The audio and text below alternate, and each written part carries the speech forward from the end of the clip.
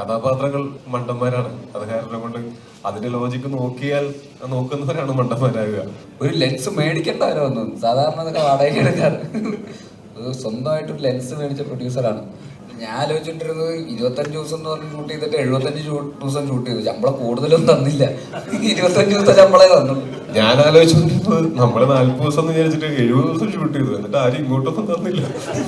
കുവൈറ്റില് കുറച്ച് ഷോട്ടുകൾ കട്ട് ചെയ്ത് കളഞ്ഞിട്ടുണ്ട്. സൗദിയിലും ആ സിനിമ പ്രദർശിപ്പിക്കാൻ പറ്റില്ല. അത് ഓരോ രാജ്യങ്ങളുടെ, നമ്മുടെ രാജ്യത്തിലേക്ക് ആണെങ്കിൽ നമുക്ക് അതിന് വേണമെങ്കിൽ ചോദ്യം ചെയ്യാം, നമുക്ക് അതിനു വേണ്ടി ഫൈറ്റ് ചെയ്യാം. മറ്റു രാജ്യങ്ങളിൽ അവരുടെ നിയമം അവരാണ്. നമുക്ക് തൽക്കാലം അതിന് ഒന്നും ചെയ്യാൻ പറ്റാത്ത അവസ്ഥയാണ്. സിനിമാ വ്യവസായം ഇനിയും നിലനിൽക്കും. പ്രതിസന്ധികൾ ഉണ്ടാകുമ്പോൾ പരസ്പരം ചെളിവാരി എറിയുന്നതിനേക്കാൾ ഞാൻ മനസ്സിലാക്കുന്നത് കൂട്ടായിട്ടുള്ള സഹകരണങ്ങളിലൂടെയാണ് നമുക്ക് നമ്മളുടെ എന്നും മലയാള സിനിമ നിലനിന്നിട്ടുള്ളത്. അങ്ങനെ ഒരു സഹകരണ അടിസ്ഥാനത്തിലാണ് അങ്ങോട്ടും ഇങ്ങോട്ടൊക്കെ. വാട്സാപ്പ് വഴി ഇംഗ്ലീഷ് പഠിക്കാൻ ഇംഗ്ലീഷ് കഫേ ഉള്ളപ്പോൾ ഇംഗ്ലീഷ് ഒരു വിഷയമേ അല്ല. English cafe presents you the perfect English. English Cafe. We present you the perfect English. WhatsApp now 9633 888 575. ഒരുപാട് സന്തോഷം, എല്ലാവരും വന്നതിന് സന്തോഷം. പലരും സിനിമ കണ്ടിട്ട് പേഴ്സണലി ഒക്കെ നല്ല അഭിപ്രായം പറയുന്നുണ്ട്. അതിനേക്കാളും സന്തോഷം. ആദ്യമായിട്ടാണ് ഞാനങ്ങനെ മെയിൻ ലീഡിൽ അല്ലെങ്കിൽ ഒരു കാസ്റ്റിൽ ഇല്ലാതെ ഞാനൊരു സിനിമ പ്രൊഡ്യൂസ് ചെയ്യുന്നത്. ഈ സിനിമ ഞങ്ങളങ്ങനെ ഒരു ഭയങ്കര ബ്രഹ്മാണ്ഡ സിനിമയായിട്ടൊന്നുമല്ല ഇതിനെ തുടക്കം മുതലേ നമ്മൾ ചിന്തിച്ചിട്ടുള്ളതും. സിനിമ തുടങ്ങി ഇതിന്റെ ആദ്യത്തെ ഒരു കഥ കേട്ടപ്പോൾ തന്നെ നമുക്കിങ്ങനെ ഒരു ടെൻഷനും ഇല്ലാതെ ഇരുന്ന് കുറച്ചു നേരം ഇരുന്ന് ചിരിക്കാവുന്ന കുറെ തമാശകളും, അതായത് ഇതിന്റെ ലോജിക്കൊക്കെ നോക്കി കഴിഞ്ഞാൽ ലോജിക്ക് നോക്കുന്നത് ഭയങ്കര ഇല്ലോജിക്കലാണ് ഈ സിനിമയ്ക്ക്. അങ്ങനെയാണ് ഞങ്ങൾ ഇതിന് പ്ലാൻ ചെയ്തത് തന്നെ. കാര്യം കഥാപാത്രങ്ങൾ മണ്ടന്മാരാണ്. അത് കാരണം കൊണ്ട് അതിന്റെ ലോജിക്ക് നോക്കുന്നവരാണ് മണ്ടന്മാരാകുക. അപ്പൊ അങ്ങനെ ഒരു സിനിമ തന്നെയാണ് നമ്മൾ ഇതിനകത്ത് പ്ലാൻ ചെയ്തത്. അവരുടെ സിറ്റുവേഷൻസും ആ സിറ്റുവേഷൻസിൽ നിന്നുണ്ടാവുന്ന ചെറിയ ചെറിയ തമാശകളും. അപ്പൊ നമ്മള് തിയേറ്ററിൽ ഇരുന്ന്, ഇപ്പൊ ഞാനും ഒരു ഷോ കണ്ടു, അത് കഴിഞ്ഞ് പല ഷോസിനും ഇവര് തിയേറ്ററിൽ പോയിട്ട് ഓഡിയൻസ് റിയാക്ഷൻ ഒക്കെ നേരിട്ട് കണ്ട് വന്ന് പറയുന്നത് കേൾക്കുമ്പോൾ ഭയങ്കര സന്തോഷമുണ്ട്. നിറഞ്ഞ ചിരിയോടെ നിറഞ്ഞ സദസ്സുകളിൽ മരണമാസ് പ്രദർശിപ്പിക്കപ്പെടുന്നു എന്ന് പറയുന്നത് വലിയ സന്തോഷമുള്ള കാര്യമാണ്. വളരെ നല്ല പ്രൊഡക്ഷൻ ആയിരുന്നു. ഇപ്പൊ 10 പേർക്ക് ചേർത്ത് ഒരു കാപ്പിയും നിങ്ങൾക്ക് എല്ലാവർക്കും ചേർത്ത് ഒരു 10 പഴവും ഇവിടെ കൊണ്ടുവച്ചിട്ടുണ്ട്. അത് 10 പേർക്കും ചേർന്നല്ല, ഈ കാപ്പി എനിക്ക് വേണ്ടി മാത്രം. ഈ കാപ്പി ഇവൻ ചോദിച്ച് മേടിച്ചതാണ്, നായകൻ എന്നുള്ള പ്രിവിലേജ് വെച്ചിട്ട്. അപ്പൊ അവൻ അത് ഷെയർ ചെയ്യാത്തിടത്തോളം കാലം ഇവന് പരാതി പറയാൻ അവകാശമില്ല. അപ്പൊ താങ്ക് യു, എല്ലാവർക്കും ഒരുപാട് നന്ദി. എല്ലാവരും സിനിമ കണ്ടു, കാണാത്തവരുണ്ടെങ്കിൽ പോയി പറയുക. അതുപോലെ തന്നെ ഒരു ടീം എഫേർട്ടാണ്. ഞങ്ങളെല്ലാവരും ഒരുമിച്ച് വർക്ക് ചെയ്തിട്ടുള്ള ആൾക്കാരാണ്. അപ്പോൾ ഇത് എഴുതിയിരിക്കുന്നത് സിജു ആണ്. സിജുവിൻ്റെ എല്ലാ സ്ട്രെങ്ത്തും ഒക്കെ നന്നായിട്ട് യൂസ് ചെയ്തിട്ടുള്ള ഒരു സിനിമയാണ്. അതിൻ്റെ റൈറ്റിങ്ങിലാണെങ്കിലും ഇപ്പോൾ നമ്മൾ കാണുന്ന റിവ്യൂസിലൊക്കെ വരുന്ന പോലെ പോപ്പ് കൾച്ചറും ട്രോളും മീമുകളും സോഷ്യൽ മീഡിയ ആയിട്ട് ബന്ധപ്പെട്ടിരിക്കുന്ന അങ്ങനെയുള്ള ക്രൗഡിനൊക്കെ വളരെ റിലേറ്റബിൾ ആയിട്ടുള്ള ഒരുപാട് റെഫറൻസുകളും സ്പൂഫും പാരഡിയൊക്കെ ഉള്ള ഒരു എഴുത്താണ് സിജുവിൻ്റെ എല്ലാ സ്ട്രെങ്ത്തും നന്നായിട്ട് യൂസ് ചെയ്തിട്ടുള്ളൊരു സ്ക്രിപ്റ്റാണ്. ബാക്കി പിന്നെ ഇതിലെല്ലാവരും അഭിനയിച്ചിരിക്കുന്ന ആൾക്കാരെല്ലാവരും പിന്നെ ആ രീതിയിൽ തന്നെ ഒരു ഫാമിലി പോലെ തന്നെ ഇതിൻ്റെ കൂടെ കട്ടയ്ക്ക് നിൽക്കുന്നു.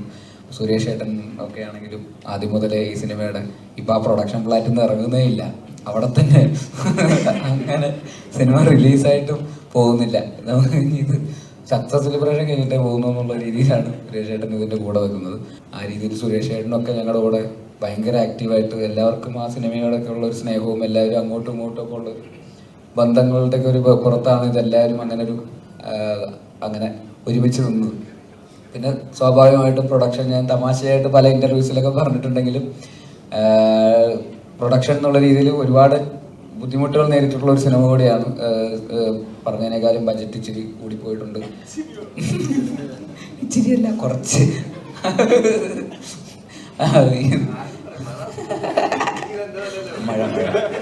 മഴക്കാലം അപ്പോൾ കുറേ ദിവസം എല്ലാ ദിവസവും മഴയായിരുന്നു ഷൂട്ടിംഗ് സെറ്റിൽ. പിന്നെ മഴ കാണാനൊക്കെ ആയിട്ട് ഞങ്ങളുടെ സെറ്റിലേക്ക് ആൾക്കാർ വരാൻ തുടങ്ങി. അങ്ങനെ ഈ സിനിമയുടെ ഷൂട്ട് എവിടെ ഉണ്ടോ അവിടെയൊക്കെ മഴയായിരിക്കും എന്നുള്ള രീതിയിലായിരുന്നു. രാമേശ്വരത്ത് നല്ല ഏത് മാസത്തായിരുന്നു? ഒരു വെയിലത്ത് അല്ല, ഏത് മാസം? പൊരി വെയിലത്ത് എങ്ങനെയാണോ മഴ പെയ്യുന്നത്? ഏത് മാസം? പുലിവേലത്ത് രാമേശ്വരം ഭാഗത്ത് മാത്രമായിട്ട് ഞങ്ങൾ ഷൂട്ടിങ്ങിന് നിന്നപ്പോൾ അവിടെയും മഴ പെയ്തു. അപ്പോഴും ഞങ്ങൾ ശിവൻ വിളിച്ചിട്ട് പറഞ്ഞു, ബ്രോ ഇവിടെയും മഴ പെയ്യണം. ഞങ്ങൾ അത് നൈറ്റായിരുന്നു, എല്ലാ ദിവസവും നൈറ്റ് ഷൂട്ടായിരുന്നു. ഫുൾ രാത്രി നടക്കുന്ന കഥയായതുകൊണ്ട് ഫുൾ നൈറ്റായിരുന്നു ഷൂട്ട്. രാത്രി പോയി രാവിലെ വരെ ഇരിക്കണം. ഈ രാത്രി ഉറക്കം കളിച്ചിട്ട് 2 മണിക്ക് 3 മണിക്കൊക്കെ മഴയെ നോക്കിയിരിക്കുക, ജോലിയും ചെയ്യാൻ പറ്റുന്നില്ല എന്നൊക്കെ പറയുന്നത് കുറച്ചധികം ബുദ്ധിമുട്ടുള്ളതായിരുന്നു. അത് പ്രൊഡ്യൂസറിനെ സംബന്ധിച്ചിടത്തോളം അതിലധികം വെറുതെ പൈസ പോയിക്കൊണ്ടിരിക്കുക. ഈ ലൈറ്റും യൂണിറ്റും സെറ്റപ്പും ക്യാമറ ടീമും ക്രൂ എല്ലാവരും ഇവിടെ വന്നിട്ട് ജോലി എടുക്കാൻ പറ്റാതെ ഇരിക്കുന്നു, ഷൂട്ടിംഗ് ഡേയ്സ് കൂടുന്നു എന്നൊക്കെ പറയുമ്പോൾ അതിൻ്റേതായിട്ടുള്ള ബുദ്ധിമുട്ടുകൾ ഉണ്ടായിട്ടുണ്ട്. പക്ഷെ എന്നാൽ പോലും സിനിമയെ യാതൊരു വിധ കോംപ്രമൈസും ചെയ്യാതെ അതിൻ്റെ കൂടെ തന്നെ നിന്ന് അവസാനം വരെ അതിൻ്റെ കൂടെ തന്നെ അതിൻ്റെ ക്വാളിറ്റി 2 ക്യാമറ ഉണ്ട്, മൾട്ടി ക്യാമറ അതൊക്കെ ഇപ്പം എല്ലാ പടത്തിലും ഉണ്ട്. എന്നാലും പറഞ്ഞേക്കാം. ക്യാമറ ഏതായിരുന്നു? സൂപ്പർ 35, വലിയ വെരി എക്സ്പെൻസീവ് ക്യാമറ. അത് 2 എണ്ണം. കൂക്ക് ലെൻസ് മേടിച്ചു. ഒരു ലെൻസ് മേടിക്കേണ്ടവരോ ഒന്നും, സാധാരണ അതൊക്കെ വാടകയ്ക്ക് എടുക്കാറ്. സ്വന്തമായിട്ടൊരു ലെൻസ് മേടിച്ച പ്രൊഡ്യൂസറാണ്. അപ്പോൾ അത്തരത്തിൽ ഒരുപാട് എഫേർട്ട് അല്ലേ? ഇല്ല, സീരിയസ് ആയിട്ട് ഞാൻ പറഞ്ഞു വരുമ്പോൾ എന്തോ അല്ല, എനിക്കും ഇതൊക്കെ പറഞ്ഞു കേട്ടിട്ടുള്ള പരിചയമുള്ളൂ. ഞാനല്ല സ്പോട്ടിലുണ്ടായിരുന്നത്. നീ ഇതൊക്കെ എവിടെ നിന്ന് പഠിച്ചു എന്ന് ഞാൻ ഇങ്ങനെ ആലോചിക്കായിരുന്നു. അപ്പൊ ആ രീതിയിൽ ഭയങ്കര നന്നായിട്ട് തന്നെ ഇതിന്റെ കൂടെ നിന്നിട്ടുണ്ട് കട്ടയ്ക്ക്. ടോയി എന്നുള്ളൊരു അവന്റെ ബ്രദറും ഉണ്ടായിരുന്നു, ടിങ്സ്റ്റൺ ചേട്ടനും ഗോകുലും. അവരൊക്കെയാണ് ഈ സിനിമ എക്സിക്യൂട്ട് ചെയ്തത്. അവർ തന്നെയാണ് ഈ സിനിമയുടെ ത്രൂ ഔട്ട് ഈ പ്രോസസ്സിന്റെ ഭാഗമായിട്ട് എല്ലാ രീതിയിലും ഇതിന്റെ കൂടെ നിന്നത്. അവസാന നിമിഷമൊക്കെ ആയപ്പോഴേക്കും ഒരുപാട് ടൈറ്റ് ഷെഡ്യൂളിലേക്കാണ് ഇത് തീർക്കേണ്ടി വന്നത്. എന്നാൽ പോലും എല്ലാവരും കട്ടയ്ക്ക് കൂടെ നിന്ന് ഒരുമിച്ച് തന്നെ കംപ്ലീറ്റ് ചെയ്ത് ഇപ്പോൾ തിയേറ്ററിൽ ഇറങ്ങി എല്ലാവരുടെ അഭിപ്രായങ്ങൾ നീട്ടുന്നു. അപ്പോൾ ഈ പെടുന്ന എഫേർട്ടും നമ്മൾ കാത്തിരുന്ന രാത്രികളും മഴ കണ്ടിരുന്ന രാത്രികളും ഇവരുടെ ടെൻഷൻ അനുഭവിച്ച ടെൻഷനും എല്ലാവരും ഈ അവസാന നിമിഷം ഡെഡ് ലൈൻസ് മീറ്റ് ചെയ്യാൻ വേണ്ടിയൊക്കെ ഓടി നടന്ന് കഷ്ടപ്പെട്ടതിനൊക്കെ ഇപ്പോൾ ഒരു റിവാർഡ് കിട്ടുന്നു, പേ ഓഫ് കിട്ടുന്നു എന്ന് പറയുന്നതിൽ ഒരുപാട് സന്തോഷം. അപ്പോൾ അഗെയിൻ ആത്മാർത്ഥമായിട്ട് ഇതിനെ സമീപിച്ചിട്ടുള്ളത് കൊണ്ട് തന്നെയുള്ള റിവാർഡുകളാണത്. അപ്പോൾ അത് പ്രഷറുടെ ഭാഗത്തു നിന്ന് അത്തരത്തിലുള്ള ഒരു റെസ്പോൺസ് കിട്ടുന്നതിൽ ഒരുപാട് സന്തോഷം. സിനിമ കണ്ടവരാണോ നിങ്ങളൊക്കെ? ഇഷ്ടപ്പെട്ടോ? നിങ്ങളാണ് പറയേണ്ടത്. നമ്മൾ ഇന്നലെ കുറേ തിയേറ്റർ വിസിറ്റിന് പോയിട്ടുണ്ടായിരുന്നു. ഏതാണ്ട് അരമണിക്കൂറോളം സിനിമയുടെ അവസാന ഭാഗം ഞങ്ങൾ തിയേറ്ററിൽ ഓഡിയൻസ് അറിയാതെ മാറിയിരുന്ന് ഇങ്ങനെ കണ്ടു. അപ്പോൾ നേരിട്ട് അവരുടെ ചിരിയും കയ്യടികളൊക്കെ ഞങ്ങൾ നേരിട്ട് നല്ല കണ്ടതാണ്. പ്രായഭേദമന്യേ നല്ല മുതിർന്ന അമ്മച്ചിമാരും അപ്പന്മാരൊക്കെ ഇന്നലെ തിയേറ്ററിലുണ്ടായിരുന്നു. എല്ലാവരും വളരെയധികം എൻജോയ് ചെയ്തു. കുട്ടികളുണ്ടായിരുന്നു തിയേറ്ററിനകത്ത്. അപ്പോൾ ആ കാഴ്ചയൊക്കെ ഞങ്ങൾക്ക് വളരെയധികം ഞങ്ങൾ പ്രതീക്ഷിച്ച ക്രൗഡ് ഇന്നലെ തിയേറ്ററിലുണ്ടായിരുന്നു. അവരുടെ റെസ്പോൺസ് നേരിട്ട് കണ്ട് അനുഭവിച്ച സന്തോഷം കൂടി ഞങ്ങൾക്കുണ്ട്. അത്രേ പറയാനുള്ളൂ. എന്താ അവർ പറഞ്ഞ വെച്ചാൽ ഇത് ലോജിക്ക് നോക്കിയിട്ട് ചെയ്യേണ്ട, ഇപ്പം ഇങ്ങനത്തെ കഥാപാത്രങ്ങളുണ്ടോ അല്ലെങ്കിൽ ഇങ്ങനത്തെ കഥയുണ്ടോ എന്നൊന്നും പറയാൻ പറ്റില്ല. പക്ഷെ ആ സിനിമ ഈ 2.25 മണിക്കൂർ 2:17 വളരെയധികം ആസ്വദിച്ച് ഞങ്ങൾ എൻജോയ് ചെയ്തു. നേരിട്ട് കേട്ടറിഞ്ഞ സന്തോഷത്തിലാണ് ഞങ്ങളെല്ലാവരും. അപ്പോൾ ഈ ഐഡിയ നമുക്ക് ഇൻട്രസ്റ്റിംഗ് ആയിട്ട് തോന്നി. അപ്പോൾ നമ്മളതിനൊരു ഏകദേശം ഒരു 1 ലൈൻ ആക്കിയിട്ട് ഇത് പ്രൊഡക്ഷൻ ആരെ മീറ്റ് ചെയ്യും എന്നൊക്കെ പറഞ്ഞ് ഭയങ്കര ടെൻഷനായിട്ട് ഒരു ദിവസം രാത്രി ഉറക്കമൊന്നുമില്ലാതെ 4 മണിക്ക് ഞാനൊരു കാര്യമില്ലാതെ അതിൻ്റെ 1 ലൈൻ ടോയ്ക്ക് അയച്ചു കൊടുത്തു. അതെന്തിനാ അയച്ചതെന്ന് എനിക്കറിയില്ല. അന്ന് പുള്ളിക്ക് പ്രൊഡക്ഷൻ പ്ലാനുകളൊന്നും ഇല്ല. അപ്പം ഞാൻ ഒന്ന് വായിച്ചു നോക്കാൻ വേണ്ടി അയച്ചു. പുള്ളി പറഞ്ഞു അമേരിക്കയിൽ യുഎസിൽ എവിടെയായിരുന്നു, അപ്പോൾ തിരിച്ചു വന്നിട്ട് കാനഡ. അങ്ങനെയാണ് ഈ പ്രോജക്റ്റ് ഉണ്ടാവുന്നത്. അപ്പം അതിനുശേഷം പിന്നെ എല്ലാവരും നമ്മുടെ കൂടെ വന്ന് അത് കഴിഞ്ഞിട്ടാണ് ഇവര് ബേസിനോട് കഥ പറയുന്നത്, അഭിനയിക്കാൻ വേണ്ടി പറയുന്നത്. അതിന് മുമ്പ് കഥ സംസാരിച്ചിട്ടുണ്ടായിരുന്നു. അപ്പോൾ അതിനുശേഷം ആണ് പിന്നെ ഈ സിനിമയുടെ ഒരു പ്രീ പ്രൊഡക്ഷനും പിന്നീട് ഗൂഗിൾ, നമ്മുടെ എക്സിക്യൂട്ടീവ് പ്രൊഡ്യൂസർ ഗൂഗിളാണ് പിന്നെ ബാക്കിയുള്ള കാര്യങ്ങളെല്ലാം മാനേജ് ചെയ്തിരുന്നത്. ടിൻസൺ ചേട്ടനാണ് നമ്മുടെ കൂടെ കട്ടയ്ക്ക് നിന്നിരുന്നത്. ഫുൾ പ്രൊഡക്ഷൻ പുള്ളിയാണ് ഹാൻഡിൽ ചെയ്തത്. എന്നെക്കാളും കൂടുതൽ സിനിമ കണ്ടിട്ടുള്ള ടിൻസൺ ചേട്ടനായിരിക്കും. അപ്പോൾ അങ്ങനെയൊക്കെ ആ സിനിമ ഇപ്പോൾ ഇവിടെ തിയേറ്ററിൽ ഇറങ്ങി, ഇന്നലെ ഇറങ്ങി. ഇന്ന് അത്യാവശ്യം നല്ല റെസ്പോൺസ് കിട്ടുന്നുണ്ട്, നല്ല ഹ്യൂമർ തിയേറ്ററുകളിൽ വർക്കാവുന്നുണ്ടെന്ന് അറിയുന്നുണ്ട്. അതിലും സന്തോഷമുണ്ട്. അപ്പം ഇത് ആദ്യമായിട്ടൊരു തിരക്കഥ എഴുതിയൊരു പരിപാടിയാണ്. അപ്പം ഞാൻ ശിവചേട്ടനോട് ഈ പരിപാടി പറയുന്നു, ഇതൊക്കെ ഇത്രയൊക്കെ ആവുന്നൊന്നും പ്രതീക്ഷിച്ചിരുന്നൊന്നുമില്ല. അത് ചോദിച്ചേട്ടൻ പ്രൊഡ്യൂസ് ചെയ്യുന്നു, ബേസിലേട്ടൻ. ഞാൻ എഴുതിയ സമയത്ത് ഞാൻ അതിനകത്തൊരു പ്രധാന റോൾ, വേറൊരാൾ മറ്റൊരു റോൾ, അങ്ങനെയൊക്കെ വിചാരിച്ചിരുന്ന് എഴുതിയതാണ്. പക്ഷെ അതിപ്പോൾ ഇവിടം വരെ എത്തി. ഇപ്പം സുരേഷ് ചേട്ടൻ പറഞ്ഞ പോലെ ഇന്നലെ നമ്മൾ തിയേറ്റർ വിസിറ്റ് നടത്തിയപ്പോൾ നമുക്ക് അതിൻ്റെ പൾസ് കിട്ടി. കാരണം ഇറങ്ങി വരുന്നതൊക്കെ നല്ല പ്രായമുള്ളവരും കൊച്ചു പിള്ളേരും ഒക്കെയാണ്. അപ്പോൾ അവരൊക്കെ ഭയങ്കര കയ്യടിയും ഓരോരോ ഓരോരോ ഡയലോഗുകളൊക്കെ പറയുന്ന കേൾക്കുമ്പോൾ ഭയങ്കര സന്തോഷം. അതുപോലെ തന്നെ നമ്മുടെ ഫ്രണ്ട്സൊക്കെ പടം കണ്ടിട്ട്, ഇപ്പം ഞാൻ കല്യാണം കഴിച്ചിട്ടില്ല, അവരിപ്പോൾ കല്യാണം കഴിച്ച അവർക്ക് പിള്ളേരൊക്കെ ആയി. അപ്പം പറയും ഈ പിള്ളേരൊക്കെ തിയേറ്ററിൽ ഭയങ്കര ബഹളമാണ്. ഞങ്ങൾ പറയണമെന്ന് മിണ്ടായി ആൾക്കാർ, കാരണം പിള്ളേർക്ക് ഇത് ഭയങ്കരമായിട്ട് എല്ലാ ക്യാരക്ടേഴ്സിനും ഒരു കാർട്ടൂണിക് സ്വഭാവം ഉള്ളതുകൊണ്ട് ഇപ്പോൾ ജോമോനെ കാണുമ്പോഴും പല ആൾക്കാരെ കാണുമ്പോഴും ഭയങ്കര ചിരി, ഇപ്പോൾ ബേസിലേട്ടൻ്റെ മുടി എല്ലാം കാണുമ്പോൾ ഭയങ്കര ചിരിയും. അപ്പോൾ പിള്ളേർക്കൊക്കെ ഭയങ്കരമായിട്ട് ഇത് വർക്കാവുന്നു. അത് കേൾക്കുമ്പോൾ ഭയങ്കര സന്തോഷം. ഇനി അങ്ങോട്ടുള്ള ദിവസങ്ങളിലും നിറഞ്ഞ സദസ്സുകളിൽ തന്നെ ഓടട്ടെ എന്ന പ്രതീക്ഷയാണ്. അപ്പം എല്ലാവരും കൂടെ തന്നെ ഉണ്ടാവണം. അടുത്താക്ക് കൊടുക്കുന്നു മൈക്ക്. എനിക്ക് ഒരുപാട് സന്തോഷമുണ്ട് മരണമാസിൻ്റെ ഒരു പാർട്ടാകാൻ പറ്റിയതിലും സിനിമയിൽ അഭിനയിക്കാൻ പറ്റിയതിലൊക്കെ. ഇപ്പം ആൾക്കാർ തിയേറ്ററിൽ നല്ല റെസ്പോൺസൊക്കെ പറയുന്നുണ്ട്, എല്ലാവർക്കും ഇഷ്ടപ്പെടുന്നു എന്നൊക്കെ അറിയുമ്പം അതിനേക്കാളും ഒത്തിരി സന്തോഷമുണ്ട്. അപ്പം എല്ലാവരും തിയേറ്ററിൽ പോയിട്ട് പടം കാണണം. എല്ലാ പ്രായത്തിലുള്ള ആൾക്കാർക്കും ഇഷ്ടപ്പെടുന്ന തരത്തിലൊരു സിനിമയാണ് നമ്മൾ. അപ്പം താങ്ക് യു. ശിവന്റെ വേർഡ്സ് പണ്ടത്തെ ശ്രദ്ധിക്കാറുണ്ടായിരുന്നു. അപ്പോൾ ശിവൻ എന്തെങ്കിലും ഒരു പടം ചെയ്യുമ്പോൾ ശിവന്റെ പടത്തിൽ ഉണ്ടാവണമെന്ന് എനിക്കൊരു ആഗ്രഹം ഉണ്ടായിരുന്നു. അപ്പോൾ അങ്ങനെ മരണവാസിന്റെ പോസ്റ്റർ അനൗൺസ് ചെയ്ത സമയത്ത് സിജുവിനെ വിളിച്ച് ഞാൻ ചോദിച്ചു. ആ സമയത്തൊന്നും ഉണ്ടായിരുന്നില്ല റോളൊന്നും. പിന്നെ ഈ പടത്തിന് ഭാഗമാവാൻ പറ്റിയത് ഭയങ്കര സന്തോഷം. പിന്നെ ഇഷ്ടമുള്ള കുറേ പേരുടെ കൂടെ ഒരുമിച്ച് ജോലി ചെയ്യാൻ പറ്റിയതിൽ ഭയങ്കര സന്തോഷം. എസ്പെഷ്യലി ജോമോനെ അത്രയ്ക്കും ഇഷ്ടമാണ് എനിക്ക് ആസ് എൻ ആക്ടർ. അപ്പോൾ ജോമോൻ്റെ കൂടെ ഒരു പെർഫോം ചെയ്യാൻ പറ്റി എന്നുള്ളത് ഒത്തിരി സന്തോഷം തരുന്നു.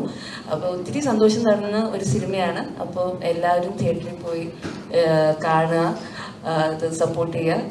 നിങ്ങളുടെ പരിചയമുള്ള എല്ലാവരോടും പറയുക. Thank you. എല്ലാവർക്കും നമസ്കാരം.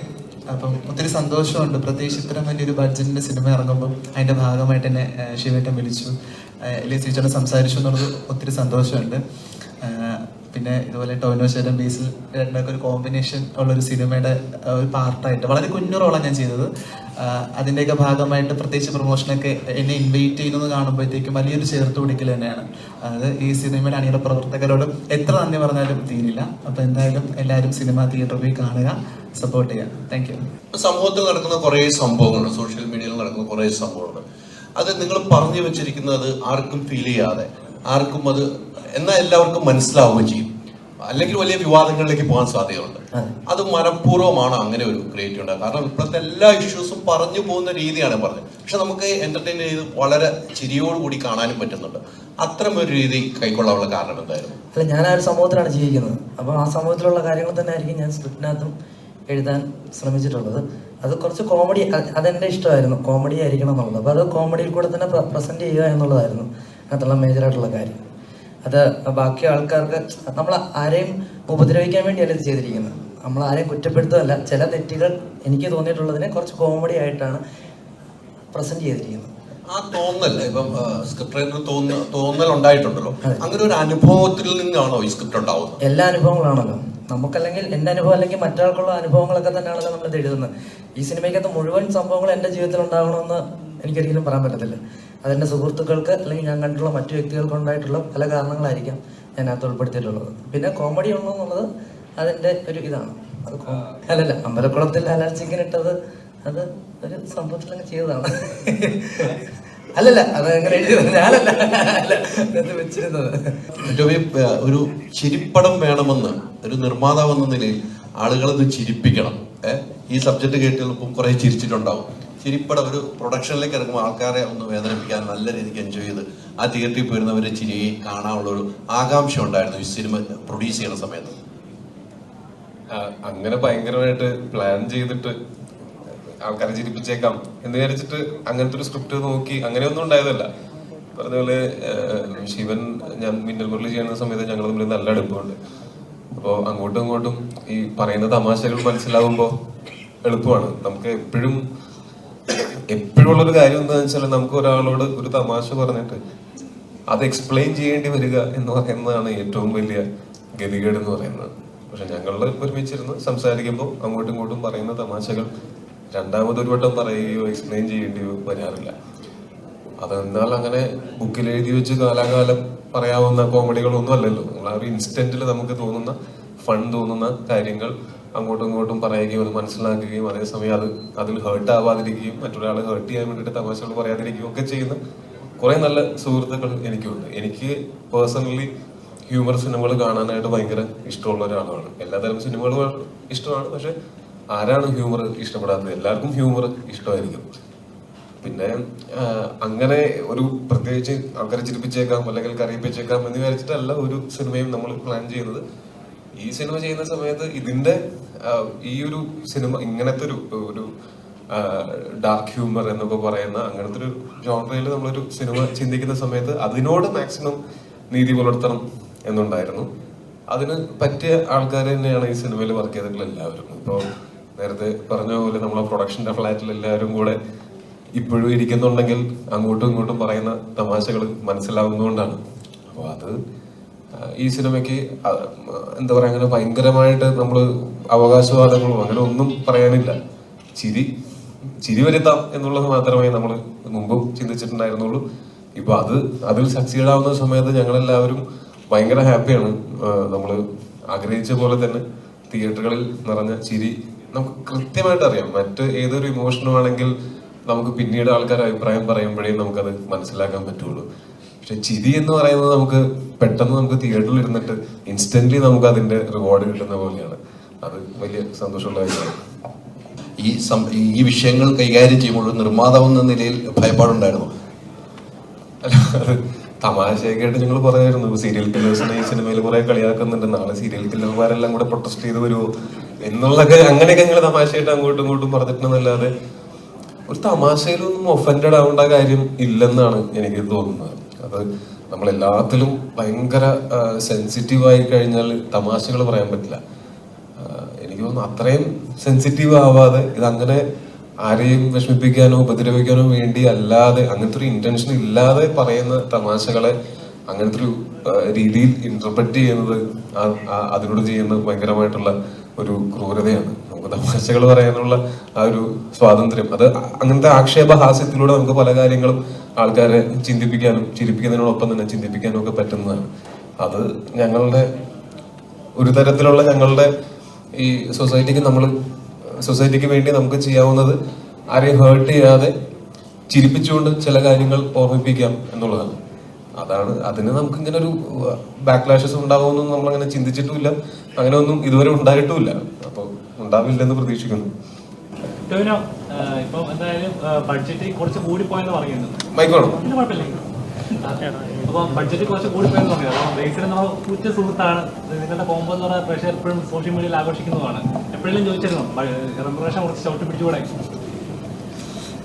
ഞാൻ വളരെ കൃത്യമായിട്ട് ഇതിന്റെ പ്രൊഡക്ഷനിൽ ഞാൻ അങ്ങനെ ഭയങ്കരമായിട്ട് ഇടപെട്ടിട്ടില്ലെങ്കിലും ഞാൻ കൃത്യമായിട്ട് പറഞ്ഞിട്ടുണ്ടായിരുന്നത് ആരോടും അങ്ങനെ നിർബന്ധിച്ച് ശമ്പളം കുറപ്പിക്കരുത് എന്നുള്ളതാണ്.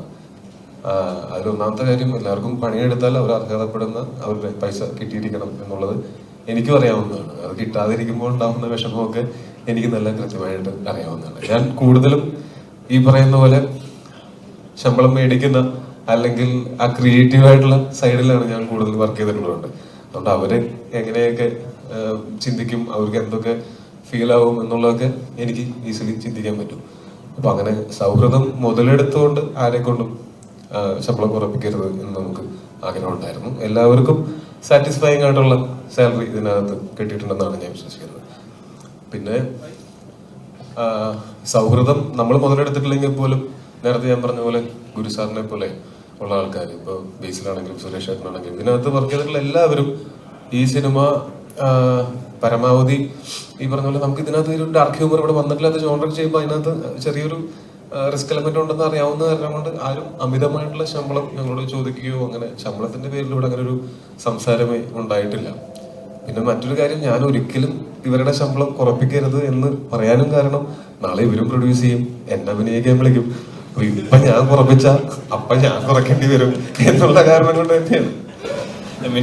വരുന്നുണ്ടല്ലോ, ഞാൻ ആലോചിച്ചിട്ടിരുന്നത് 25 ദിവസം എന്ന് പറഞ്ഞ് ഷൂട്ട് ചെയ്തിട്ട് 75 ദിവസം ഷൂട്ട് ചെയ്തു. ശമ്പളം കൂടുതലൊന്നും തന്നില്ല, 25 ദിവസം ശമ്പളേ തന്നു. ഞാൻ ആലോചിച്ചോണ്ടിരുന്നത് നമ്മള് 40 ദിവസം എന്ന് വിചാരിച്ചിട്ട് 70 ദിവസം ഷൂട്ട് ചെയ്തു, എന്നിട്ട് ആരും ഇങ്ങോട്ടൊന്നും തന്നില്ല. അതായത് ഈ മഴയൊക്കെ വരുന്ന സമയത്ത്, അത് ഞാൻ പറയുന്നത് ഡെയിലി വേജസ് ആൾക്കാരുടെ കാര്യത്തിൽ നമുക്കൊന്നും ചെയ്യാൻ പറ്റില്ല. പക്ഷെ മറ്റ് ആർട്ടിസ്റ്റുകൾക്കൊക്കെ ആക്ച്വലി സ്പീക്കിംഗ് ആർട്ടിസ്റ്റുകൾക്കും ടെക്നീഷ്യൻസിനും ഒക്കെ പറഞ്ഞതിനേക്കാൾ ശമ്പളം കൂടുതൽ ചോദിക്കാനായിട്ട് സ്വാഭാവികമായിട്ട് അവകാശമുണ്ട്. കാര്യം എന്ന് വെച്ചാൽ അവർ അത്രയും ദിവസം ഈ സിനിമയ്ക്ക് വേണ്ടിയിട്ട് ഇൻവെസ്റ്റ് ചെയ്യുന്നതാണ്. ആദ്യം നമ്മൾ പ്ലാൻ ചെയ്തതിനേക്കാൾ കൂടുതൽ ദിവസങ്ങൾ വർക്ക് ചെയ്യുന്ന സമയത്ത് അവർക്ക് വേണമെങ്കിൽ ശമ്പളം കൂട്ടി ചോദിക്കാനുള്ള സാഹചര്യം ഉണ്ടായിരുന്നു. അത് ചോദിച്ചില്ല. അല്ല, അത് ചോദിച്ചില്ല. അത് ഞാൻ പറയാൻ ചോദിക്കാനുള്ള അത് പക്ഷെ അവിടെയാണ് ഇവരെല്ലാവരും ഈ മഴ നോക്കിയിരുന്നത്, മഴ മാറുന്നത് നോക്കിയിരുന്നപ്പോ ഇവർക്കും അറിയാം ഇതങ്ങനെ എല്ലാവരും അവനവന്റെ കാര്യം എന്ന് ചിന്തിച്ചു കഴിഞ്ഞാൽ ഈ സിനിമയുടെ ബഡ്ജറ്റ് ഇവിടുത്തെ ഏറ്റവും വലിയ കളക്ഷൻ കിട്ടിയ കളക്ഷനേക്കാൾ മുകളിലേക്ക് പോകും. പക്ഷെ എല്ലാവരും സഹകരിച്ചുകൊണ്ടാണ് നമ്മളെ ഇൻഡസ്ട്രിയിൽ നിന്നുകൊണ്ട് നമുക്ക് ഇങ്ങനത്തെ സിനിമകൾ ചെയ്യാൻ പറ്റുന്നത്. അല്ലെങ്കിൽ നമുക്കൊരു ഇങ്ങനത്തെ പരീക്ഷണങ്ങൾ ചെയ്യാനായിട്ട് ഭയങ്കര പേടിയായി പോകും. നമ്മൾ ഒരു അച്ചിൽ വാർത്ത പോലത്തെ സിനിമകൾ മാത്രം ചെയ്തുകൊണ്ടിരിക്കേണ്ടി വരും. നമുക്ക് പ്രോഫിറ്റ് ഇത്രയും വരും എന്ന് പ്രതീക്ഷിച്ച് അങ്ങനെ മാത്രം ചെയ്യേണ്ടി വരും. അതിൽ നിന്നും മാറി എന്തെങ്കിലും ഔട്ട് ഓഫ് ദ ബോക്സ് ആയിട്ട് ചെറിയ രീതിയിലെങ്കിലും ചെയ്യണമെങ്കിൽ അത് ഒരാളെ കൊണ്ട് ഒറ്റയ്ക്ക് ചെയ്യാൻ പറ്റില്ല. അത് എല്ലാവരുടെയും സഹകരണം അതിനകത്ത് ഭയങ്കര ആവശ്യമാണ്. ബേസിൽ ഇപ്പൊ എന്തായാലും മരണമാസം ഇപ്പൊ കൊലമാസമായിട്ട് പ്രേക്ഷകനെ ഏറ്റെടുത്ത് തിയേറ്ററിൽ ആറാടിക്കൊണ്ടിരിക്കുകയാണ്. അപ്പം ശരിക്കും പറഞ്ഞാൽ ചില കഥാപാത്രങ്ങൾ നമുക്ക് കിട്ടുമ്പോൾ നമുക്ക് കിട്ടുന്നൊരു ഫ്രീഡം ഉണ്ട്. എന്ത് വേണമെങ്കിലും ചെയ്യാൻ പറ്റുന്ന, അല്ലെങ്കിൽ നമുക്ക് നമ്മളായിട്ട് തന്നെ എൻജോയ് ചെയ്യാൻ പറ്റുന്ന ചിലൊരു ഫ്രീഡം ഉണ്ട്. ഇതിലെ കഥാപാത്രം ബേസിൽ അതുപോലത്തെ കഥാപാത്രമായിരുന്നു. ഇല്ല, ഇത് കുറച്ചുകൂടെ എക്സാജറേറ്റഡ്. അപ്പൊ കുറച്ചുകൂടെ പാടായിരുന്നു. അത് ഇത്തിരിയോടെ കുറവായിരുന്നെങ്കിൽ കുഴപ്പമില്ലായിരുന്നു. ഇതെല്ലാം കുറച്ച് പുഷിയാണല്ലോ, ഇങ്ങനെയൊക്കെ കാണിച്ചുകൊണ്ടിരിക്കണല്ലോ. അപ്പൊ അതിൻ്റെതായിട്ടുള്ള ഒരു എക്സാജറേഷൻ്റെതായിട്ടുള്ള പ്രഷർ ഉണ്ടായിരുന്നു. ആള് ഭയങ്കര മൊത്തത്തിൽ പോലീസ് സ്റ്റേഷനൊക്കെ OLX വിൽക്കാനിട്ടിരിക്കുന്ന ഒരുത്തെന്നൊക്കെ പറയുമ്പോൾ ഞാൻ അങ്ങനെ ഒരാൾ ഇതുവരെ കണ്ടിട്ടില്ല, സിജുവിനല്ലാതെ. അപ്പൊ എനിക്കതുകൊണ്ട് അപ്പൊ അതുകൊണ്ട് അങ്ങനെ ഭയങ്കര കംഫർട്ട് സോണിലുള്ള ഒരു ക്യാരക്ടർ ആയിരുന്നില്ല. കുറച്ചുകൂടെ പക്ഷെ രസമായിരുന്നു ചെയ്യാൻ. ഈ പറയുന്നത് നമുക്ക് എന്തും വൈൽഡായിട്ടൊക്കെ ചെയ്യാം.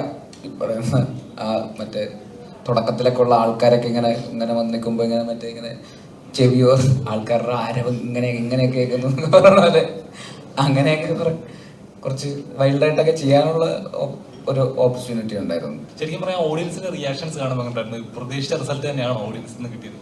അതിലും അധികം ഉണ്ടായിരുന്നു. നമ്മൾ എവിടെയൊക്കെ ഉദ്ദേശിച്ചിട്ടുണ്ട് അവിടെയൊക്കെ നല്ല കൈയടിയും ചിരികളും. നമ്മൾ സീൻ ചെയ്യുമ്പോൾ തന്നെ നമുക്കൊരു കോൺഫിഡൻസ് ഉണ്ട്. സിജു എഴുതി വെച്ചിട്ടുള്ളതിനകത്ത് തന്നെ ഒരു ഹ്യൂമറുണ്ട്, ഓൾറെഡി ഒരു ഹ്യൂമറുണ്ട്. പിന്നെ ഞങ്ങൾ ചെയ്തിട്ടുള്ള എല്ലാ സീൻസും ഞങ്ങൾ ലൊക്കേഷൻ ഇംപ്രവൈസ് ചെയ്യുന്നുണ്ട്. അപ്പം അതിനകത്ത് വേറെ യാതൊരു തരം ഈഗോയും കാര്യങ്ങളൊന്നും ഇല്ലായിരുന്നു. ഇതിനകത്ത് ഇയാൾക്ക് ഡയലോഗ് കൂടുന്നു, അല്ലെങ്കിൽ അയാൾക്ക് ഡയലോഗ് കൂടുന്നു, അല്ലെങ്കിൽ അയാൾക്ക് ചിരി കിട്ടും, അങ്ങനല്ല. ഇപ്പം എൻ്റെ പല സീനിലൊക്കെ തന്നെ ബേസിലും ഒക്കെ തന്നെ വന്ന് ഇൻവോൾവ് ചെയ്ത് നമുക്ക് ഈ ഡയലോഗ് പറയാം, ഇങ്ങനെ കയറ്റാം, വലത്ത് കൗണ്ടർ ഇങ്ങനെ പറയാം എന്ന് പറഞ്ഞിട്ടുള്ളൊരു കൊടുക്കൽ വാങ്ങൽ സംഗതി ഞങ്ങൾ ഈ ടീമിനകത്ത് എല്ലാ സീനിലും ഉണ്ടായിരുന്നു. അതിൻ്റെയും കൂടെ ഒക്കെ ഒരു ഗുണം നമുക്ക് ആ സിനിമയിൽ കാണുന്നുണ്ട്. അല്ല, വെറുതെ എഴുതി വെച്ചത് മാത്രം ചെയ്യാനല്ല. അപ്പോൾ അതിന് സ്വാതന്ത്ര്യം ഡയറക്ടറും തന്നിട്ടുണ്ട്, റൈറ്ററും തന്നിട്ടുണ്ട്. അപ്പോൾ അതുകൊണ്ട് തന്നെ കുറേ സീൻസ് ഞങ്ങൾക്ക് നല്ലപോലെ ഇംപ്രവൈസ് ചെയ്യാൻ പറ്റി. അപ്പോൾ ആ ചിരിയും കൈയടികളൊക്കെ തന്നെ തിയേറ്ററിൽ കിട്ടുന്നുണ്ട്. സുരേഷേട്ടൻ ഒരു സീനിയർ ആക്ടറാണ്, ഒരുപാട് എക്സ്പീരിയൻസ് ഉള്ള ഒരാളാണ് താങ്കൾ. അപ്പം ശരിക്കും പറഞ്ഞാൽ സർക്കാസം എന്ന് പറയുന്നത് വലിയൊരു പണ്ടോട്ടെ നമ്മൾ കണ്ടുവരുന്ന വലിയ ധൈര്യമായിട്ട് നമുക്ക് പറയാം, അത് കേൾക്കുന്ന ആളും ആ ലെവലിൽ തന്നെ അക്സെപ്റ്റ് ചെയ്യും എന്നൊരു വിശ്വാസത്തിലായിരിക്കും. പക്ഷെ ഇന്നത്തെ ഒരു കാലത്ത് ഒന്നും ഇന്ത്യ പോലും അതെന്തായിരിക്കും ചിന്തിക്കുന്നത്, വേദനിപ്പിക്കുമോ, അയാൾ അത് തിരിച്ചെങ്ങനെയായിരിക്കും എടുക്കുന്നത് ചിന്തിച്ചിട്ട് വേണം നമ്മൾ എഴുതാനായിട്ട്. ശരിക്കും ഇങ്ങനെ സബ്ജക്ട് കേട്ട സമയത്ത് എങ്ങനെ തോന്നിയിരുന്നു, ഇതെങ്ങനെ ആളുകൾ എടുക്കും, വർക്കൗട്ട് ആവുമോ, നെഗറ്റീവായിട്ട്? ഇതിപ്പോൾ ആരെയും വേദനിപ്പിക്കുന്ന സംഭവങ്ങളൊന്നും തന്നെ ഇതിൽ ഉണ്ടായിട്ടില്ല.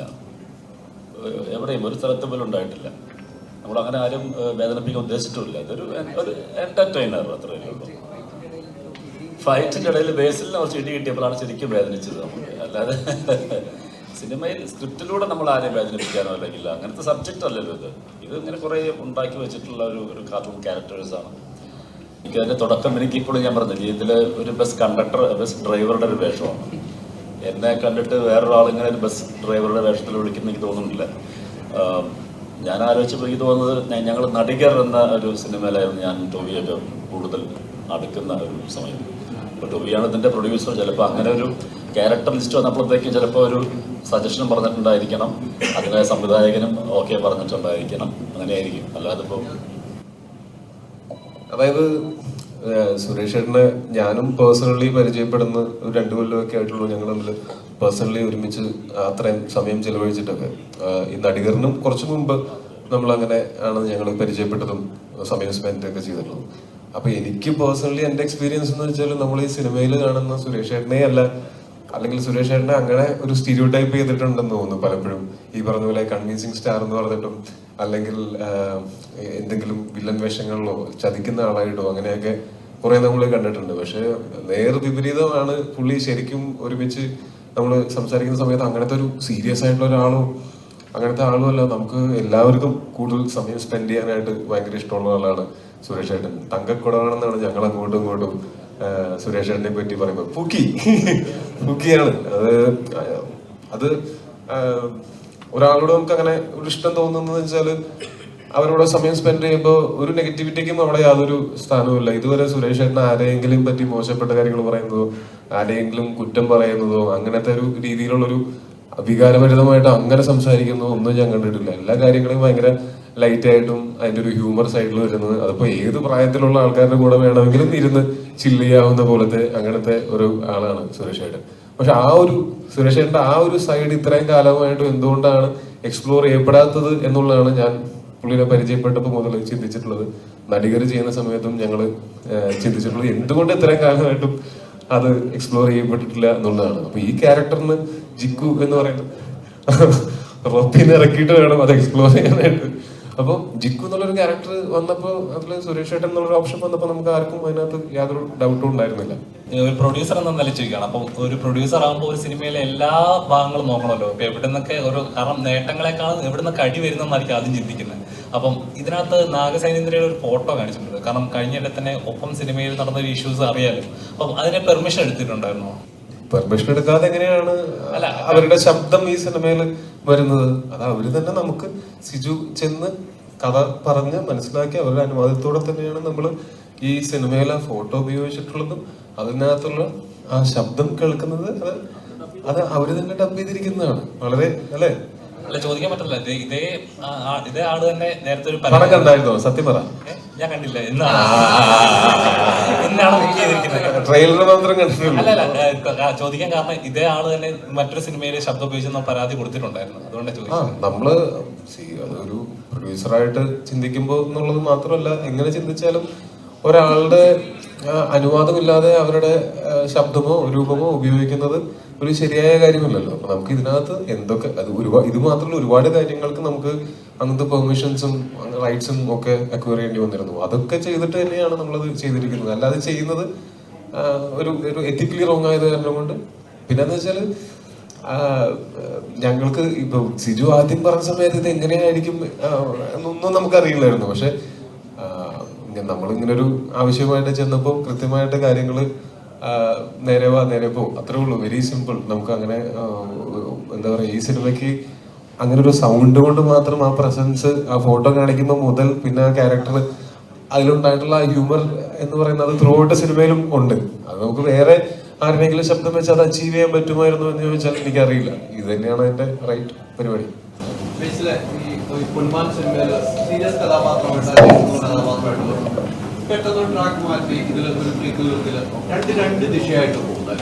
കോമഡിയിലേക്ക് സീരിയസിൽ കോമഡിയിലേക്ക് ആ ഒരു ട്രാക്ക് പിടിക്കുമ്പോൾ ഫേസിൽ എങ്ങനെയാണ് സന്തോഷവാനാകുന്നത്? നല്ല സീരിയസ് ട്രാക്കുകളിൽ കയ്യടി കിട്ടിക്കൊണ്ടിരിക്കുന്നു, ഉടനെ വീണ്ടും കോമഡി ട്രാക്കിലേക്ക് വരുന്നു. അതിന്റെ ഒരു തയ്യാറെടുപ്പും കാര്യങ്ങളൊക്കെ ഉണ്ട്. അതെങ്ങനെയാണ് ഫേസിൽ? അല്ല, അങ്ങനെ ചെയ്യുമ്പോഴാണല്ലോ അതിനൊരു എക്സൈറ്റ്മെന്റ് വരുമോ, നമുക്കൊരു സന്തോഷം ഉണ്ടാകുന്നത്. അങ്ങനെയാണല്ലോ ഇനിയും അത് എക്സ്പ്ലോർ ചെയ്യണമെന്നാണ് ഞാൻ പേഴ്സണലി ആഗ്രഹിക്കുന്നത്. ഇനിയും പൊന്മാൻ പോലത്തെ സിനിമകളും ചെയ്യണം, അതേസമയം മരണമാസ് പോലത്തെ സിനിമകളും ചെയ്യണം. അപ്പോഴാണ് അതൊന്നും അല്ലാത്ത സിനിമകളും ചെയ്യണം. അപ്പോൾ അതെല്ലാം കൂടെ ഒരു മിക്സ് ഓഫ് എല്ലാം വരുമ്പോഴാണല്ലോ നമുക്കും ചെയ്യുന്ന അല്ലെങ്കിൽ ഇതൊരു മോണോട്ടോണസ് ഇതായിട്ട് മാത്രം നിൽക്കുമല്ലോ, ഒരേപോലെ തന്നെ എന്നുള്ള രീതിയിൽ നമുക്കും അത് ബോറടിക്കാൻ തുടങ്ങുമല്ലോ, കാണുന്നവർക്കും അത് ബുദ്ധിമുട്ടാവും. അപ്പോൾ അതുകൊണ്ട് പറ്റുന്ന പോലെയൊക്കെ നമുക്ക് പറ്റാവുന്ന പോലെയൊക്കെ ശ്രമിക്കുക. അത്തരത്തിലുള്ള വെറൈറ്റീസ് വരുന്നവർക്കും കൊണ്ടുവരാനുള്ളൊരു മോട്ടിവേഷനും കൂടെ ആണല്ലോ. ഇപ്പോൾ പൊന്മാൻ കാണുമ്പോഴാണ് അവർക്ക് ഓക്കെ ഇയാൾക്ക് ഇങ്ങനത്തെ റോളുകൾ ചെയ്യാൻ സ്കോപ്പുണ്ട്, അപ്പോൾ അങ്ങനത്തെ റോളുകൾ അവരും ആലോചിക്കുക. ഇല്ലെങ്കിൽ ചിലപ്പോൾ ഈ പറയുന്ന ഗുരുവായൂരമ്പല നടയിലോ മണപ്പുഴയോ മരണമാസം എന്നൊക്കെ പറയുന്ന പോലത്തെ റോളുകൾ മാത്രമായിരിക്കും ചിലപ്പോൾ വരിക. അപ്പോൾ നമ്മളും അത് എക്സ്പ്ലോർ ചെയ്യാൻ ഓപ്പൺ ആകുമ്പോഴാണ് അവരും ഓപ്പൺ ആവുകയുള്ളൂ, ഓഡിയൻസും അതിനനുസരിച്ചിട്ട് എക്സൈറ്റഡ് ആവുകയുള്ളൂ. അപ്പോൾ ഇതെല്ലാം ഒരു ആർട്ടിസ്റ്റിനെ സംബന്ധിച്ചിടത്തോളം എനിക്ക് തോന്നുന്നു വളരാനുള്ള പോസിബിലിറ്റീസ് ആണ്. എല്ലാവർക്കും അങ്ങനെ തന്നെയാണ്. ഒരു ഡയറക്ടർ ആണെങ്കിലും നമ്മൾ ടെക്നീഷ്യൻ എന്നുള്ള രീതിയിൽ പല രീതിയിലുള്ള എക്സ്പെരിമെൻറ്റുകൾ ചെയ്യുമ്പോഴാണല്ലോ, പല രീതിയിലുള്ള ഓപ്ഷൻസ് ട്രൈ ചെയ്യുമ്പോഴാണല്ലോ നമ്മളും വളരുക. അല്ലെങ്കിൽ ഒരേപോലത്തെ കംഫർട്ട് സോണിൽ തന്നെ അകത്ത് തന്നെ നിന്ന് പോകുമല്ലോ. അപ്പോൾ തീർച്ചയായിട്ടും രണ്ടും വേണമെന്ന് എനിക്ക് തോന്നുന്നു, എല്ലാം വേണമെന്ന് എനിക്ക് തോന്നുന്നു. സുരേഷ് ചേട്ടൻ മാതൃകയും കൂടെ ഇത്രയും സീനിയർ ആയ ഒരാളാണ്. സുരേഷ് ചേട്ടൻ ചെയ്തു വരുന്ന കഥാപാത്രങ്ങൾ നമുക്കറിയാം, സീരിയസ് കഥാപാത്രങ്ങൾ തരും. പിന്നെ പെട്ടെന്ന് ആളൊരു ട്രാക്ക് മാറ്റി പിടിച്ച് പറഞ്ഞ പോലെ തൊഴിലിനോട് കൂടെ തന്നെ അഭിനയിച്ച് ട്രാക്ക് മാറ്റി ഈ സിനിമയിലേക്ക് വരുന്ന ഒരു കോമഡി ആവുന്നത്. അത് സുരേഷ് ചേട്ടൻ ഒരു എക്സ്പീരിയൻസ് എന്തെങ്കിലും പറഞ്ഞു തന്നിട്ടുണ്ടോ? സുരേഷ് ഏട്ടൻ പറഞ്ഞു കേട്ടിടത്തോളം സുരേഷ് ഏട്ടന് കിട്ടിയില്ല ഇതുവരെ. ഇപ്പോഴാണ് അതിനുള്ള ഒരു അവസരം കിട്ടുന്നത് സുരേഷ് ഏട്ടൻ. അല്ലെങ്കിൽ സുരേഷ് ഏട്ടൻ ആ ഒരു ലൂപ്പിൽ പെട്ടുപോയ ഒരാളാണ് ബേസിക്കലി. അതേപോലത്തെ റോളുകൾ ടൈപ്പ് കാസ്റ്റ് ചെയ്യപ്പെടുക, ഇങ്ങനൊരു ഇന്നലെ തന്നെ കുറച്ച് കഥയൊക്കെ പറയുന്നുണ്ട്, അത് നിങ്ങൾ വേണമെങ്കിൽ പറഞ്ഞു.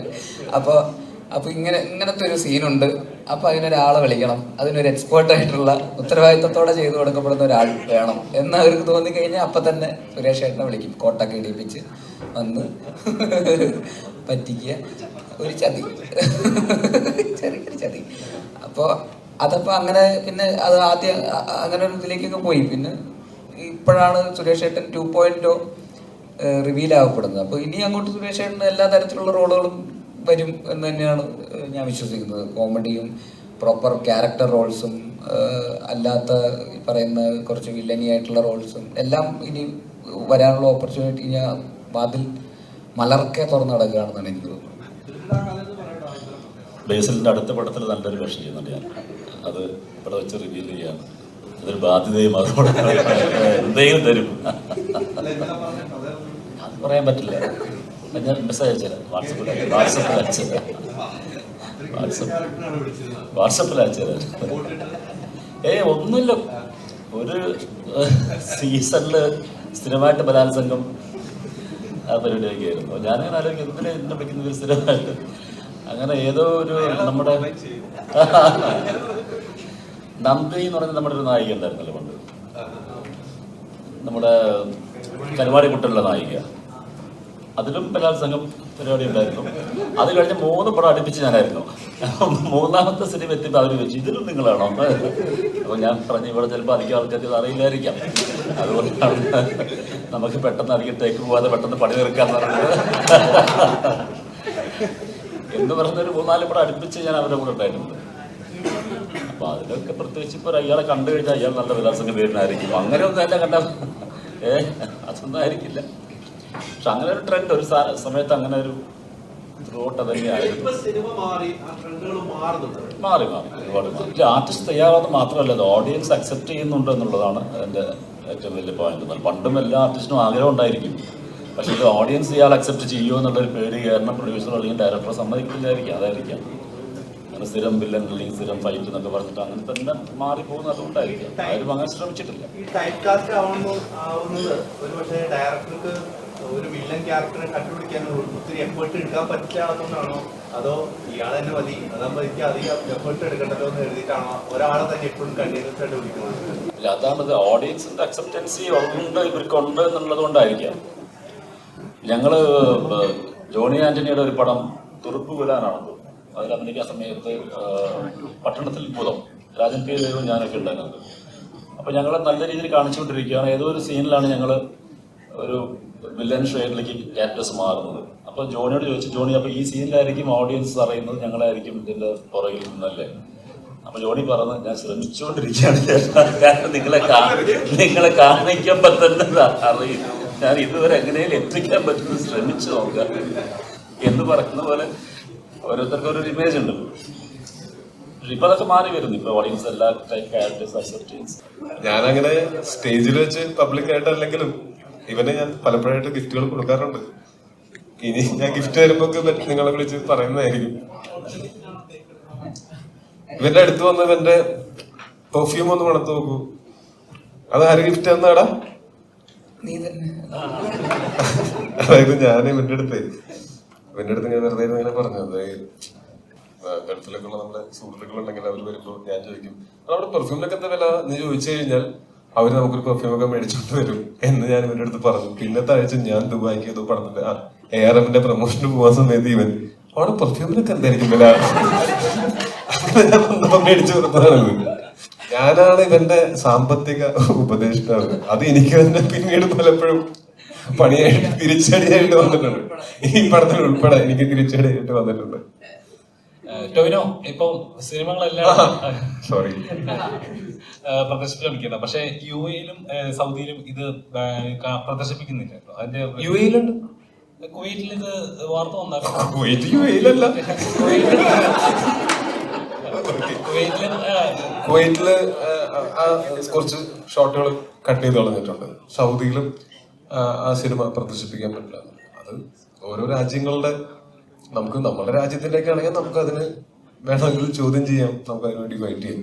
മറ്റു രാജ്യങ്ങളിൽ അവരുടെ നിയമം അങ്ങനെയാണ്. നമുക്ക് തൽക്കാലം അതിന് ഒന്നും ചെയ്യാൻ പറ്റാത്ത അവസ്ഥയാണ്. പക്ഷെ അത് കാര്യമാക്കേണ്ട കാര്യമില്ല. വേറെ ഒരുപാട് സ്ഥലങ്ങളിൽ നമുക്ക് റിലീസ് ചെയ്യാനായിട്ട് നമ്മൾക്ക് പരമാവധി പറ്റുന്ന, ഇത് പ്രശ്നമല്ലാത്ത എത്രയോ സ്ഥലങ്ങളുണ്ട്, അവിടെയൊക്കെ നമ്മൾ റിലീസ് ചെയ്യുന്നുണ്ട്. അവിടെയൊക്കെ നന്നായിട്ട് ആൾക്കാർ സിനിമനെ ആക്സെപ്റ്റും ചെയ്ത് കഴിഞ്ഞു. അവർക്ക് ഇതിനകത്ത് യാതൊരു പ്രശ്നവും തോന്നുന്നില്ല.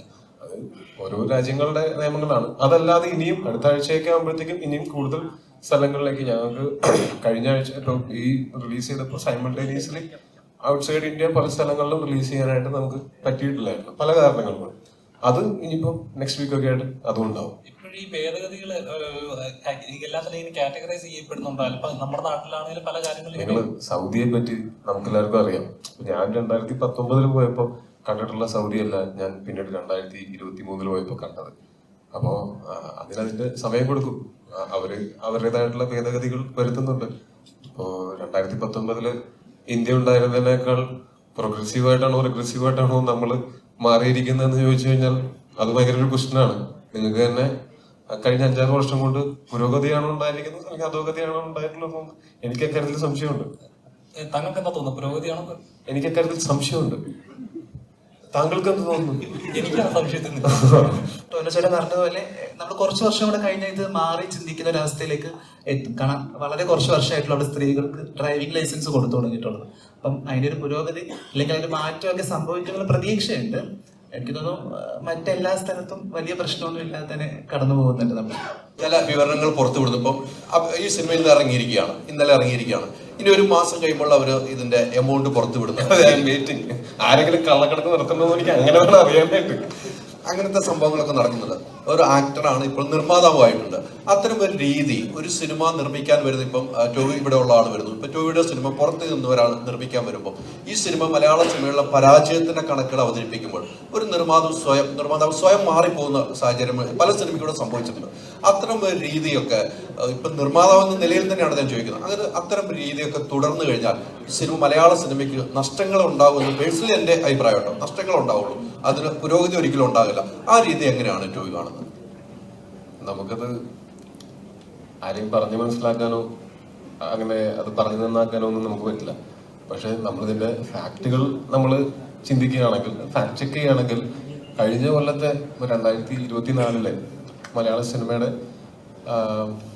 ഒരു സക്സസ് പെർസെൻറ്റേജ് എന്ന് പറയുന്നത് ഭയങ്കര കൂടുതലാണ് കമ്പയർഡ് ടു മറ്റു പല ഇൻഡസ്ട്രികൾ, അല്ലെങ്കിൽ കമ്പയർഡ് ടു ഇതിന്റെ മുൻ വർഷങ്ങളിലെ മലയാള സിനിമയുടെ ഒരു സക്സസ് പെർസെൻറ്റേജ് വെച്ച് നോക്കുമ്പോൾ കാര്യം ഒരു 12% എന്നൊക്കെ പറയുന്നത് ഒരു വലിയ സക്സസ് പെർസെൻറ്റേജ് ആണെന്നാണ് ഇതിന്റെ കണക്കുകൾ പരിശോധിച്ചാൽ നമുക്ക് മനസ്സിലാവുന്നത്. അപ്പൊ അത് പ്രതിസന്ധിയാണെങ്കിൽ പിന്നെ ബാക്കി എല്ലാം പ്രതിസന്ധിയാണ്. മലയാള സിനിമയ്ക്ക് പ്രതിസന്ധികൾ, പലതരത്തിലുള്ള പ്രതിസന്ധികൾ ഉണ്ടായിക്കൊണ്ടിരിക്കും. അതിനെയൊക്കെ അതിജീവിച്ചിട്ട് ഇത്രയും വർഷം നിലനിന്ന നമ്മളുടെ സിനിമാ വ്യവസായം ഇനിയും നിലനിൽക്കും. പ്രതിസന്ധികൾ ഉണ്ടാകുമ്പോൾ പരസ്പരം ചെളിവാരി എറിയുന്നതിനേക്കാൾ ഞാൻ മനസ്സിലാക്കുന്നത് കൂട്ടായിട്ടുള്ള സഹകരണങ്ങളിലൂടെയാണ് നമുക്ക് നമ്മളുടെ എന്നും മലയാള സിനിമ നിലനിന്നിട്ടുള്ളത്. അങ്ങനെ ഒരു സഹകരണ അടിസ്ഥാനത്തിലാണ് അങ്ങോട്ടും ഇങ്ങോട്ടൊക്കെ. അത് തന്നെ തുടർന്ന് പോവുകയും നമ്മളെല്ലാം ഈ ഇൻഡസ്ട്രി അങ്ങനെ അന്യം നിന്ന് പോവുകയൊന്നുമില്ല. അങ്ങനെ കൂട്ടിയിടാനും പറ്റില്ല. ഇപ്പം ഞാൻ ഉൾപ്പെടെ, ഇവിടെ ഇരിക്കുന്ന എല്ലാവരും ഉൾപ്പെടെ ആരെയും സിനിമയ്ക്ക് ആവശ്യമില്ല. നമുക്കൊക്കെയാണ് സിനിമ ആവശ്യം. അപ്പോൾ നമ്മളൊക്കെ തുടർന്നും ഈ എത്രത്തോളം സഹകരിച്ച് എത്രത്തോളം ആത്മാർത്ഥമായിട്ട് വർക്ക് ചെയ്യാൻ പറ്റുമോ അതുപോലെ തന്നെയാണ് ഇനിയും തുടർന്നും വർക്ക് ചെയ്യാൻ പോകുന്നത്. ഇതിനകത്ത് ആരൊക്കെ എന്തൊക്കെ പറഞ്ഞാലും അൾട്ടിമേറ്റ് ആയിട്ട് നമുക്കൊക്കെ സിനിമയോടുള്ള സ്നേഹവും സിനിമ കണ്ടിട്ട് ആസ്വദിക്കുന്ന ആൾക്കാർക്ക് ഉണ്ടാവുന്ന ആ ഒരു സാറ്റിസ്ഫാക്ഷനും സന്തോഷവും അത് മാത്രമാണ്. അത് ഉള്ളിടത്തോളം കാലം എന്ത് പ്രതിസന്ധിയെയും തരണം ചെയ്യാവുന്നതേ ഉള്ളൂ. ഞാൻ അടുത്ത് ടൂർ പോകുമ്പോൾ അടുത്ത് ഇല്ല അങ്ങനെ അടുത്ത് ജോയിൻ ചെയ്യാനായിട്ട് ഞാൻ എന്തായാലും ഒരു ജൂൺ വരെ ഞാനിപ്പോൾ സിനിമകളൊന്നും ഈ വർഷം ഞാൻ സിനിമകളൊന്നും അഭിനയിച്ചിട്ടില്ല. എനിക്ക് ആകെ ഞാൻ ഒരു കുറച്ച് ദിവസം നരിവേട്ട കഴിഞ്ഞിട്ട് ഞാൻ ഒരു സിനിമകളിലൊന്നും അഭിനയിച്ചിട്ടില്ല. ഞാനും കുറച്ച് യാത്രകളൊക്കെ ചെയ്യാനുള്ള താല്പര്യമുണ്ട്. അതുകൊണ്ട് അങ്ങനെ യാത്രകളൊക്കെ ചെയ്തുകൊണ്ടിരിക്കുകയാണ്. അപ്പോൾ അടുത്ത ആഴ്ച ഞാനൊന്ന് ഡിസ്കഷൻസ് പലതും നടക്കുന്നുണ്ട്. ഇപ്പൊ ആ സമയം ഞാൻ അതിനു വേണ്ടിയിട്ടാണ്, യാത്രയ്ക്കും ഇനി മുന്നോട്ടുള്ള സിനിമകളുടെ ഡിസ്കഷന് വേണ്ടിയിട്ടാണ് ഞാൻ ആ സമയം മാറ്റി വെച്ചിട്ടുള്ളത്.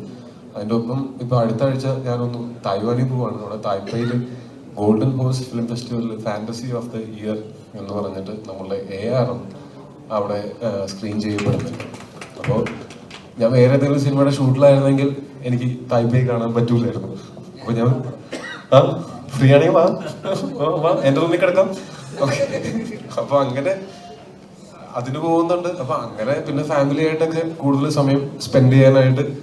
മറ്റേത് ചേട്ടൻ ബാക്കിയുള്ള കാര്യങ്ങളൊക്കെ നോക്കിക്കൊള്ളുമായിരുന്നു. ഇപ്പൊ ചേട്ടൻ തിരക്കിലായതുകൊണ്ട് ഞാനാണ് വീട്ടില് പ്രധാനപ്പെട്ട കാര്യങ്ങളൊക്കെ നോക്കുന്നത്. ഞാനാണ് താരതമ്യേന തിരക്ക് കുറഞ്ഞ ആള് വീട്ടില്, ഗൃഹനാഥൻ. പക്ഷെ ഈ പറഞ്ഞ പോലെ ഇനി വരുന്ന സിനിമകള് ഒക്കെ എന്ന് വെച്ചാൽ അതിന്റെ സമയാസമയങ്ങളിൽ ഞാൻ അപ്ഡേറ്റുകൾ സോഷ്യൽ മീഡിയയിലൂടെയോ അല്ലെങ്കിൽ ഇതുപോലെ എപ്പോഴെങ്കിലും നമുക്കിരുന്ന് പങ്കുവെക്കാം. ഇപ്പൊ എക്സ്ക്ലൂസീവ് ചോദിക്കില്ല, അപ്പൊ പിന്നെ അത് എക്സ്ക്ലൂസീവ് ആവില്ലല്ലോ. പള്ളിച്ചട്ടമ്പിയിൽ അടുത്ത് തുടങ്ങാൻ പോകുന്ന പള്ളിച്ചട്ടമ്പിയാണ്.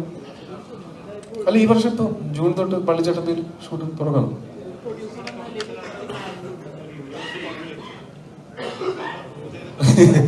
അതെ, ഇന്ന് ഇവിടെ വെച്ച് പറയുന്നു, ആർക്കെങ്കിലും ഷെയ്ഖിന്റെ കിട്ടിയില്ലെങ്കിലും ഒരു കുഴപ്പമില്ല, അല്ലേ? ഷെയ്ഖിന്റെ കൊടുക്കാൻ പോയിട്ട് കിട്ടിയില്ലെങ്കിലും ഒരു കുഴപ്പമില്ല. ഇന്ന് മുതൽ നമ്മൾ അതിനെ അവസാനിപ്പിക്കണം. ആ ടെൻഷനിൽ ജീവിക്കാൻ വയ്യ. ആർക്കെങ്കിലും ഷെയ്ഖിന്റെ കൊടുക്കാനോ കൊടുക്കാതിരിക്കാനോ നമുക്ക് എവിടെ പോയാലും അബദ്ധങ്ങൾ മനുഷ്യന്മാർക്ക് പറ്റുന്നതാണ്.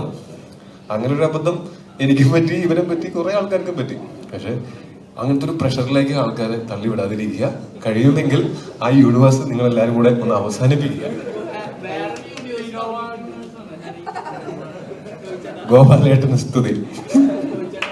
ഞാൻ പേരും പറഞ്ഞ് എന്റെ കുറച്ച് പടങ്ങൾ പുള്ളിനെ കൊണ്ട് പ്രൊഡ്യൂസ് ചെയ്യിക്കണം. ഞാൻ ചെന്ന് എനിക്കത് ഭയങ്കര ക്ഷീണമായി പോയി, 2 പടം പ്രൊഡ്യൂസ് ചെയ്താൽ ഞാൻ ക്ഷമിക്കാം എന്നൊക്കെ ചെന്ന് പറയണം.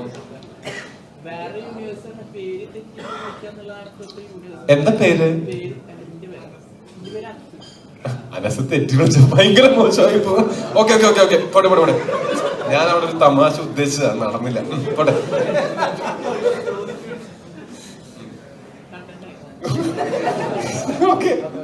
ഒരു ആവിഷ്കാര സ്വാതന്ത്ര്യമാണ്, ഒരു കലാകാരന്റെ ഒരു ആവിഷ്കാര സ്വാതന്ത്ര്യം, അല്ലെങ്കിൽ ഡയറക്ടറിന്റെ ആണ് സ്ക്രിപ്റ്ററിന്റെ ഒക്കെ ആവിഷ്കാര സ്വാതന്ത്ര്യത്തിലേക്ക് ഒരു കടന്നുകയറ്റം വരുന്നു.